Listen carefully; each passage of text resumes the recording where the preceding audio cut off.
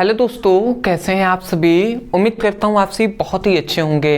तो आज का ये वीडियो उन सभी विद्यार्थियों के लिए बहुत ही इम्पोर्टेंट होने वाला है जो इस बार बोर्ड एग्जाम 2024 देने वाले हैं, क्योंकि आज के इस वीडियो में हम सीखने वाले हैं कि बोर्ड परीक्षा में कॉपी किस प्रकार आप लिखेंगे, वो हम आज के इस वीडियो में जानेंगे। और इसके अलावा और भी हम बहुत सारी चीज़ों को जानेंगे, जैसे कि बोर्ड परीक्षा में कौन सी चीज़ें ले जाना आवश्यक है आपके लिए और कौन कौन सी ऐसी चीज है जिसको ले जाना आवश्यक नहीं है, बिल्कुल भी नहीं ले जाना है, आपको भूल कर भी वो चीजें नहीं ले जाना है, ये भी हम जानेंगे। कैसे आप बोर्ड एग्जाम में कॉपी को लिखेंगे जिससे आपका बोर्ड एग्जाम में अच्छा नंबर आपको मिलेगा, ये भी हम जानेंगे।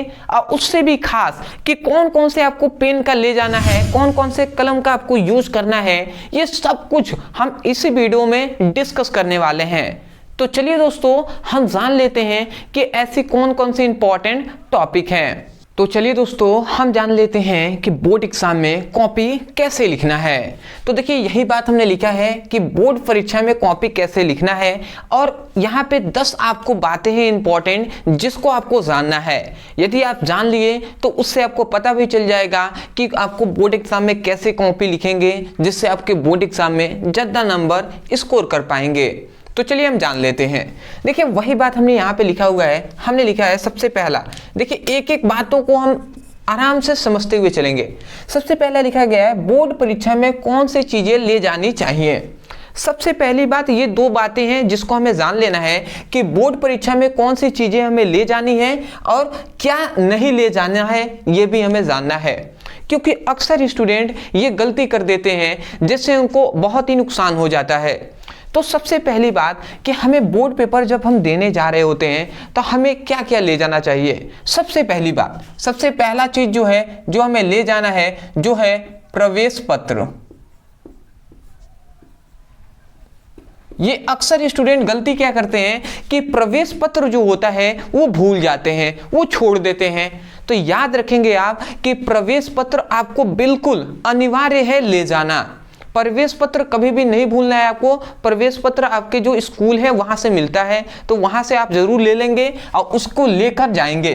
उसके साथ साथ आपको क्या होना चाहिए, आपके पास आधार कार्ड होना चाहिए, आधार कार्ड। ठीक है, ये दूसरी बात आप याद रखेंगे, प्रवेश पत्र के साथ साथ आधार कार्ड भी होना आवश्यक है। ठीक है, तो आवश्यक, खासकर पहले दिन आपको आधार कार्ड बिल्कुल लेकर ही जाना है। ठीक है, तो ये 2 बातें आप याद रखेंगे, प्रवेश पत्र और आधार कार्ड। तीसरा है जो है कलम। ठीक है, तो आपको कलम लेके जाना है। ठीक है, कौन कौन सा पेन ले जाना है ये भी हम बताएंगे आपको। ठीक है, बट इतना याद रखेंगे, प्रवेश पत्र, आधार कार्ड और कलम आपको लेकर जाना है। उसके साथ साथ जो आपका इंस्ट्रूमेंट हो गया, जो टूल्स हो गए, टूल्स मतलब औजार, जैसे औजार में मतलब मुख्यतः क्या, जिसकी आपकी आवश्यकता है उसको ले जाना है। ऐसा नहीं कि सादा कागज लेके चले गए, ये सब नहीं। ठीक है, जो सलाखने वाला होता है वो सब आप ले सकते हैं, इंचिन ले सकते हैं। ठीक है, तो ये सब कुछ आप ले सकते हैं, कोई दिक्कत नहीं है। अदरवाइज ये मुख्यतः आप 3 चीजें याद रखेंगे। ठीक है, सबसे पहला है प्रवेश पत्र, आधार कार्ड। ये अक्सर स्टूडेंट भूल जाते हैं, तो अब से आपको याद रखना है कि प्रवेश पत्र, आधार कार्ड, कलम और टूल्स जो है वो आप ले लेंगे, जिसकी आवश्यकता आपको बोर्ड एग्जाम में पड़ेगी। अब ऐसा नहीं है कि चीट आप लेके चले जाएं जिसकी आवश्यकता आपको पड़ सकती है, तो वो सब नहीं। ठीक है ना, बात आप समझ ही रहे हैं। अगला दूसरा इंपॉर्टेंट है कि क्या नहीं ले जाना चाहिए। तो क्या हमें नहीं ले जाना है बोर्ड एग्जाम में। देखिए, ऐसे तो हम जानते ही हैं कि हमें क्या नहीं ले जाना है, जैसे कि आपको चीट नहीं ले जाना है। दूसरा ये है कि जैसे कि रेड पेन आपको नहीं ले जाना है। ठीक है, जैसे कि आपको जो क्या होता है, चीट होता है, वही नहीं ले जाना है। जो लाल कलम होता है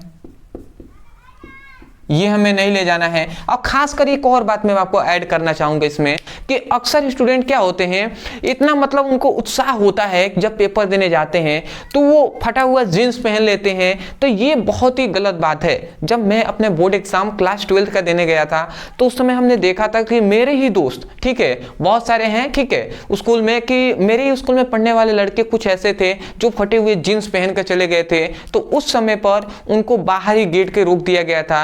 लगभग उनको सबसे अंत में फिर से जब उन्होंने माफी मांगा तब उनको एंट्री दिया गया था। तो इसलिए मैं कहना चाहूंगा कि फटा हुआ जीन्स ऐसा कोई भी फैशन ना करें जो ज्यादा अट्रैक्टिव लगे, जिससे आपका नुकसान हो सकता है। तो इस बात का आप विशेषकर ध्यान देखें और नॉर्मल कपड़ा पहनकर ही आप जाएंगे, ठीक है। तो ये आप समझ गए, ड्रेस जरूरी नहीं है कि ड्रेस ही आप पहन के जाएं, आप नॉर्मल कोई भी पहन सकते हैं, बट ये नहीं कि फटा हुआ जीन्स पहन ले, अपना जो बाल है वो इतना बड़ा बड़ा रख ले, तो वो सब उचित नहीं है। बात समझ रहे हैं, पढ़ने वाले स्टूडेंट हैं आप, तो ये सब कुछ आपको पता है। अब देखिए ये मुख्यतः दो चीजें हैं जिसका कंफ्यूज होता है, तो इसलिए हमने ये दो चीजें इसमें ऊपर ही ऐड कर लिया। अब आते हैं कि देखिए साफ साफ लिखना है, मतलब साफ साफ लिखे का मतलब कॉपी जो मिलता है उसमें साफ साफ लिखना चाहिए, आपको ज्यादा काट पीट नहीं करना चाहिए, ठीक है। साफ साफ का मतलब मान लेते हैं बहुत से ऐसे स्टूडेंट होंगे जिनकी राइटिंग थोड़ी सी कम होगी, अच्छी उतनी नहीं होगी, तो वो क्या करें, तो उनसे मैं कहना चाहूंगा थोड़ा आप क्या करें, दूर दूर लिखें, ठीक है। आप थोड़ा थोड़ा दूर दूर लिखेंगे तो उससे आपका ही बेनिफिट होगा, दूर दूर लिखेंगे अच्छा आपको दिखाई देगा, ठीक है, अच्छा लगेगा ही।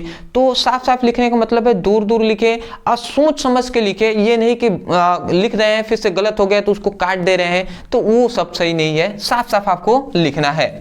अगला हमारा देखिए यहाँ पे चौथा हमारा इंपॉर्टेंट है, प्रश्नोत्तर प्रश्नोत्तर हमेशा ऊपर लिखें। इसका मतलब क्या हुआ है, देखिए जैसे कि मैं आपको समझाने का प्रयास करता हूं, जैसे ये है, इस प्रकार आपको कॉपी मिलता है, समझिएगा। थोड़ा सा मेरे पास डिजिटल बोर्ड तो है नहीं, बट जितना है उसी पर मैं समझाने का आपको प्रयास करता हूं, ठीक है। तो आप थोड़ा सा सब्र रखिएगा। देखिए जैसे कि अक्सर स्टूडेंट क्या करते हैं, मान लेते हैं कि पहले का आपको उत्तर देना है तो ऐसे लिखते हैं, प्रश्न उत्तर संख्या फर्स्ट का क, ऐसे लिखकर यहाँ से वो अपना लिखना आंसर स्टार्ट करते हैं।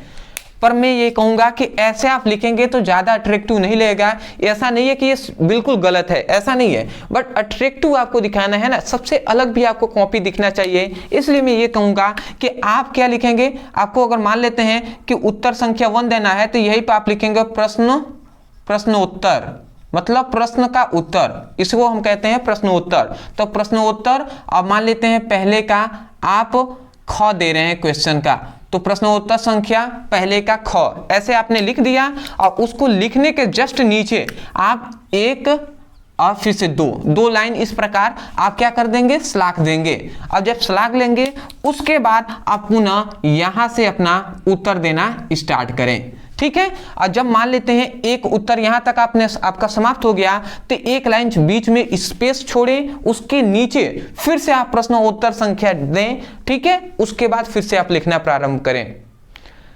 मैं आशा करता हूं कि आपको बात समझ में आ रही होगी जो हम आपको समझाने का प्रयास कर रहे हैं। आते हैं अगले पर, ठीक है। तो चौथा भी आपको समझ में आ ही गया होगा। पांचवा यहां पे कहा गया है क्रम से सभी प्रश्नों का उत्तर लिखें। क्रम से सभी प्रश्नों का उत्तर लिखे का मतलब है कि देखिए अक्सर स्टूडेंट जैसे मान लेते हैं आपके पास 1 to 12 क्वेश्चन मिल गए, मतलब 1 से लेकर 12 तक क्वेश्चन मिल गए। अब बहुत से ऐसे स्टूडेंट हैं जिनको पहला आ रहा है, पहला नहीं आ रहा है, दूसरा आ रहा है, तीसरा नहीं आ रहा है, चौथा आ रहा है। इस प्रकार कोई भी क्वेश्चन है तो उसमें कुछ आ रहे होंगे, कुछ नहीं आ रहे होंगे। तो एक रिक्वेस्ट है कि आप क्रम से उत्तर देंगे तो ज्यादा बेटर रहेगा। ये नहीं कि मान लेते हैं आपको पहला दूसरा तीसरा चौथा ऐसे नहीं आ रहा है, मान लेते हैं 7वां आ रहा है तो आप सीधा गए, अब पहले ही पेज नंबर में लिख दिए 7वां, प्रश्न उत्तर संख्या 7 का क आप लिखना स्टार्ट कर दिए। ऐसा नहीं करना है, क्रम वाइज क्रम में आप लिखेंगे तो और भी ज्यादा अट्रैक्टिव लगेगा, ठीक है, आपको नंबर मिलेंगे, ठीक है। तो इस बात को विशेषकर ध्यान दें कि क्रम से आपको उत्तर देना है। पहले प्रश्न संख्या 1 का देंगे, फिर से प्रश्न उत्तर संख्या 2 का, फिर से 3 का, फिर से 4 का, ऐसे आपको देकर चलना है, ठीक है। आते हैं छठा हमारा प्रश्न है कि अच्छे कलम का प्रयोग करें। अच्छे कलम का प्रयोग का करने का मतलब क्या है कि देखिए मुख्यतः तो हमें 2 ही कलम का यूज ही करना है। अब मैं विशेष कर कहूंगा यही 2 चीजों का आपको यूज करना है, एक है ब्लैक एंड ब्लू, ठीक है। तो यही मुख्यतः 2 आपके पास कलम है जिसका आपको यूज करना है, ब्लैक और ब्लू। और एक और बात याद रखेंगे कि ब्लैक और ब्लू के अलावा रेड पेन या अदर कोई भी विशेष कलर है उसका यूज आपको बिल्कुल भी नहीं करना है। इस बात को हमेशा याद रखेंगे कि आपको एक ही यही दो कलमों का यूज करना है। इसमें थोड़ा सा मैं अपना एक्सपीरियंस शेयर करना चाहूँगा। जैसे कि क्या होता है कि मान लेते हैं कल हमें एग्जाम देने जाना है, तो हम क्या करते हैं ना, अक्सर स्टूडेंट ऐसा करते हैं कि आज जाएंगे और कॉपी जो क्या होता है पेन 3-4 खरीद लेंगे। मैं उनसे कहना चाहूँगा ऐसा आपको नहीं करना है। आप क्या कीजिएगा, एग्जाम मान लेते हैं आज मान लेते हैं 5 दिन बाद है, तो 5 दिन पहले ही आप कलम खरीद लीजिए। ठीक है, मान लेते हैं 3 ब्लू आपने खरीद लिया और 1 ब्लैक आपने खरीद लिया, और उसको लाकर उससे प्रैक्टिस कीजिए, उससे थोड़ा लिखिए। जैसे आप लिखेंगे ना तो वो थोड़ा सा जो पेन होता है जो शुरुआती बहुत ही पतला चलता है, जल्दी सॉफ्ट नहीं होता, पर आप जब 2-3 बार उससे लिख लेंगे, प्रैक्टिस हो जाएगा, तो उसके बाद वो थोड़ा सा मोटा भी हो जाएगा, गाढ़ा भी हो जाएगा, जिससे आप राइटिंग आपका और भी सुंदर दिखाई देता है। क्योंकि हम जो कॉपी का यूज करते हैं ना वो थोड़ा सा क्या होता है, व्हाइट भी होता है, थोड़ा अच्छा होता है, पर बोर्ड एग्जाम में ऐसा नहीं है। बोर्ड एग्जाम का कॉपी ब्लैक भी होता है थोड़ा सा, और उतना अच्छा कॉपी नहीं होता, जिससे जिनका राइटिंग अच्छा भी होता है ना उनका भी थोड़ा सा ज्यादा पुअर दिखाई देता है। इसलिए मैं ऐसा कहूंगा कि पेन जो है, कलम है, उसको आप थोड़ा सा पहले 5 दिन पहले खरीद कर और उससे थोड़ा लिख लीजिएगा। समझ गए हैं? ये मेरा एक्सपीरियंस है, तो आप इसको जरूर अनुसरण करेंगे। 7वां हमारा क्वेश्चन है कि एक प्रश्न का उत्तर दूसरे पेज में चला जाए तो उससे पहले PTO लिखना चाहिए। ये अक्सर स्टूडेंट नहीं जानते होंगे, तो मैं इसलिए इसमें ऐड कर दिया हूं। देखिए, इस बात को आप याद रखेंगे। मान लेते हैं कि आप मान लेते हैं यहाँ पे मान लेते हैं दूसरा का ख का उत्तर दे रहे हैं, और यहाँ से आपका ये पेज नंबर यहाँ से आप समाप्त हो रहा है पेज, आपका और भी उत्तर है, मान लेते हैं ये 5 नंबर का है। अभी आप मान लेते हैं 5 लाइन या 2 ही लाइन लिखे हुए हैं, अभी और भी बहुत सारे लिखना है, और दूसरा पेज अब पलट कर दूसरे पेज में जाना है। तो ऐसे करते समय ऐसे जब होता है ना, तो आपको अंत में एक चीज कोष्ठ में ऐसे PTO लिख देना है, PTO। ठीक है, तो ये आप PTO लिख देंगे तो इससे टीचर समझ जाएंगे कि हाँ आपको ने मतलब इसका उत्तर क्या है, आगे वाले पेज में है।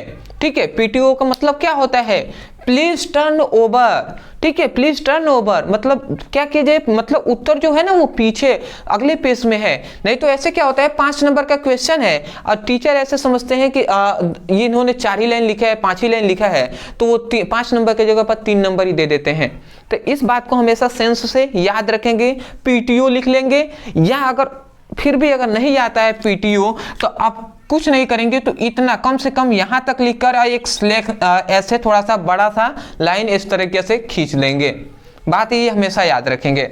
ठीक है, अगला हमारा 8वां जो है प्रश्नोत्तर संख्या ब्लैक और उत्तर ब्लू से लिखें। इसका मतलब क्या हुआ, ये बात मैं आपको हमेशा से बताते आ रहा हूं, ये बात आप जानते भी होंगे, नहीं जानते तो बिल्कुल ये बात आप समझ लीजिए। देखिए, कभी भी मान लेते हैं सपोज डेट